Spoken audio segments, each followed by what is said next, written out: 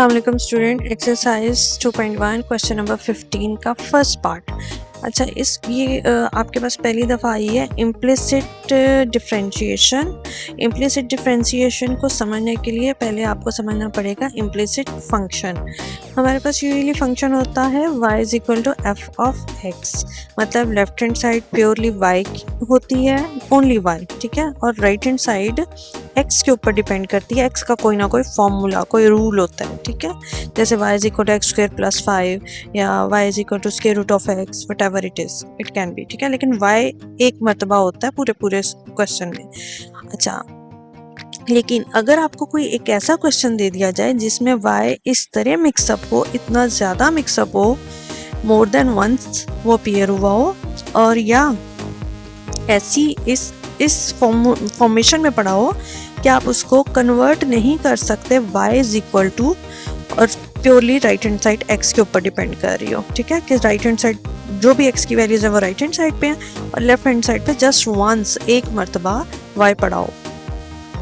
अगर इस तरह की इक्वेशन आ जाए तो वो आपके पास एक्चुअली इम्प्लिसिट इक्वेशन है, ठीक है, उसके अंदर आप कभी भी जो मर्जी कर लें y is equal to F of X की फॉर्म नहीं क्रिएट कर सकते।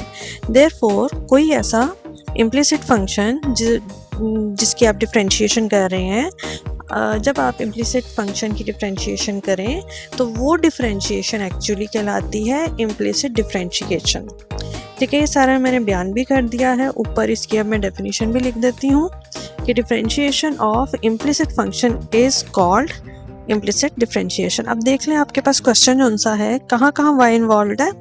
एक तो है by स्क्वायर, स्क्वायर की फॉर्म में है, और सेकेंड लास्ट है 2fy। अगर आप y कॉमन भी ले लें दोनों में से तो भी आप y को सेपरेट नहीं कर सकते इन अ वे कि लेफ्ट हैंड साइड सिर्फ एक मर्तबा y पड़ा हो, राइट साइड पे बिल्कुल भी y ना पड़ा हो, ठीक है। सो हम इसको एज इट इज़ ही डिफरेंशिएशन इसकी स्टार्ट कर देते हैं और करते हैं हमेशा हम x की रिस्पेक्ट से हैं इसमें, ठीक है। जहाँ पे आपको x नज़र आ रहा है ना, तो लिहाजा y है और x है, तो हमने हमेशा x की रिस्पेक्ट से ही डिफरेंशिएशन स्टार्ट करनी है। सो डी अपॉन डी एक्स जो भी लेफ्ट हैंड साइड पे था वो सारा इनक्लोज कर दिया पैरेंथेसिस में। राइट हैंड साइड पे भी जो कुछ भी है जो कि एक्चुअली ज़ीरो है उसको भी आपने डी अपॉन डी एक्स लिखना है एक स्टेप में। अगले स्टेप में जाके आप बेशक इसको ज़ीरो लिखेंगे क्योंकि zero is a constant amount, और ज़ीरो जो सा है वैसे भी इसका डिफरेंशिएट करें तो ज़ीरो ही आएगा। लेफ्ट हैंड साइड पे आपके पास जितनी भी फंक्शंस हैं, जितनी भी टर्म्स हैं, उन सब के ऊपर डेरिवेटिव अप्लाई होगा। लिहाजा हम पहले इनको सेपरेटली लिखेंगे और आफ्टर दैट फिर इनके ऊपर डेरिवेटिव अप्लाई करेंगे। बस याद आपने ये रखना है कि जैसे आप पावर रूल यूज़ करते थे x की टर्म्स के लिए, वैसे ही पावर रूल यूज़ होगा y की टर्म्स के लिए। अगर y इन द पावर है तो आपने पावर रूल यूज़ करना है, अगर वो x और y प्रोडक्ट फॉर्म में है तो आपने प्रोडक्ट फार्मूला यूज़ करना है। यहाँ पे ये चीज़ बताती चलूँ कि a b 2 times g 2 times f ये सारे कोफिशिएंट्स हैं, इनके ऊपर तो डेफिनेटली डेरिवेटिव अप्लाई नहीं होगा। आगे बढ़ते जाएंगे तो c जो सा है वो एक्चुअली आपके पास कांस्टेंट है, उसमें ना x इन्वॉल्व है ना y इन्वॉल्व है, सो दैट इज कांस्टेंट। तो उसका तो कांस्टेंट का तो हमेशा ज़ीरो ही आता है, हमने पढ़ रखा है ना constant rule of differentiation. So constant का डेरिवेटिव ज़ीरो होगा। अब हम उस लिहाज से लिख रहे हैं अपनी तमाम टर्म्स को, अभी तक हमने अप्लाई नहीं किया डेरिवेटिव, सिर्फ इस लिहाज से लिख रहे हैं कि कोफिशिएंट को हम आउटसाइड द ब्रैकेट्स लिख रहे हैं और जो असल प्योरली x या y की टर्म पड़ी हुई है जस्ट उसके ऊपर हमने डेरिवेटिव अप्लाई करना है। सो उस पैटर्न में लिख रहे हैं।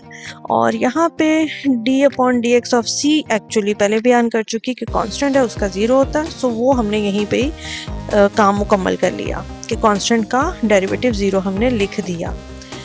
अगला स्टेप हमारे पास जो आएगा, ये तो कोफिशिएंट है, स्टार्ट में लिखा हुआ है, एक्स स्क्वायर पड़ा हुआ है यहाँ पे, एक्स स्क्वायर का हम डेफिनेटली लेंगे पावर रूल, इस पे अप्लाई करेंगे। सो पावर रूल के अकॉर्डिंग ये डील होगा।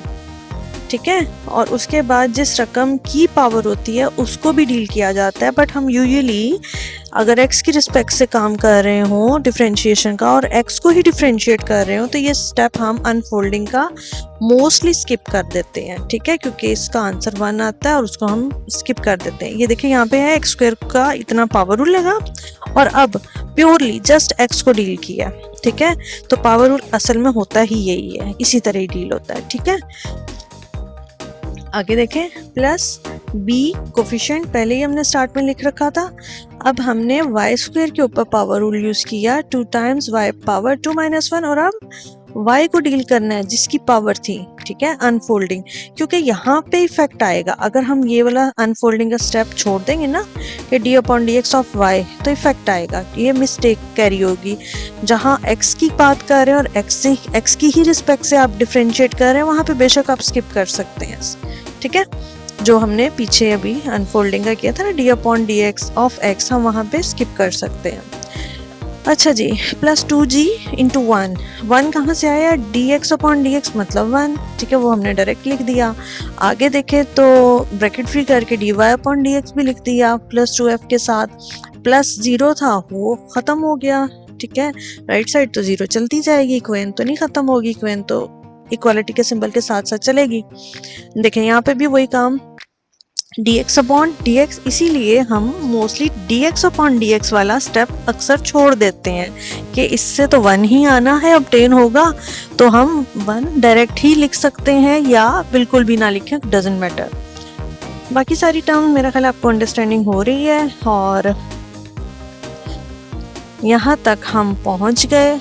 अब चूंकि हमारा टारगेट क्या था, हम इम्प्लिसिट डिफरेंशिएशन का काम कर रहे हैं, तो हमसे पूछा गया था कि dy/dx का आंसर निकाल लें। तो पहली बात कि आगे बढ़ने से पहले हम ब्रैकेट फ्री कर लें, एंड की 2 टर्म ब्रैकेट फ्री हैं, उसके स्टार्ट की 2 टर्म्स वो भी ब्रैकेट फ्री कर लें ताकि हमें क्लियर कट नज़र आ जाए वेयर इज dy/dx। अब हम dy/dx की टर्म्स को लेफ्ट साइड पे ही रहने देंगे और अदर देन dy/dx जो भी 2 टर्म्स बची हुई हैं, ये देखें dy/dx एक इस टर्म में है और एक dy/dx इस टर्म में है, ये टर्म्स हम यहीं पे रहने देंगे लेफ्ट हैंड साइड पे। बाकी टर्म जो सी हैं उनको उठा के हमने राइट हैंड साइड पे मूव कर देना है। एंड व्हेन यू नो कि राइट हैंड साइड पे जाएंगी तो डेफिनेटली नेगेटिव साइन कैरी करेंगी, लेफ्ट हैंड साइड पे पॉजिटिव है, राइट हैंड साइड पे जाते हुए ये नेगेटिव हो जाएंगी। So first of all dy/dx वाली टर्म्स को हम तरतीब से लिख देते हैं, जो भी टर्म पहले लिखी उसे पहले लिख दिया, जो बाद में आ रही है उसको बाद में लिख दिया। अच्छा, और राइट हैंड साइड पे क्या होगा, -2ax, ठीक है, अभी लिखते हैं इसका भी माइनस, ये रहा -2ax एंड -2 टाइम्स g। अच्छा, जब भी हम मैथ्स में सिंप्लीफिकेशन का काम करते हैं ना, मोस्टली हमें कुछ कभी कभी कुछ कैंसलेशंस हो जाती हैं, कभी कभी कोई टर्म कॉमन आ जाती है, हम दोनों ऑप्शंस को 1 बाय 1 चेक करते हैं, पहले कैंसलेशन बाद में कॉमन, ठीक है, या पहले कॉमन बाद में कैंसलेशन। यहाँ पे लेफ्ट हैंड साइड पे हमें कॉमन नज़र आ रहा है 2 हमने स्टार्ट में लिखा, स्क्वायर ब्रैकेट लगाई, और dy/dx भी कॉमन था, उसको एंड पे लिखा स्क्वायर ब्रैकेट के, और जो कुछ भी हमें बचा हुआ मिल रहा है मटेरियल वो हमने इनसाइड द स्क्वायर ब्रैकेट लिख दिया।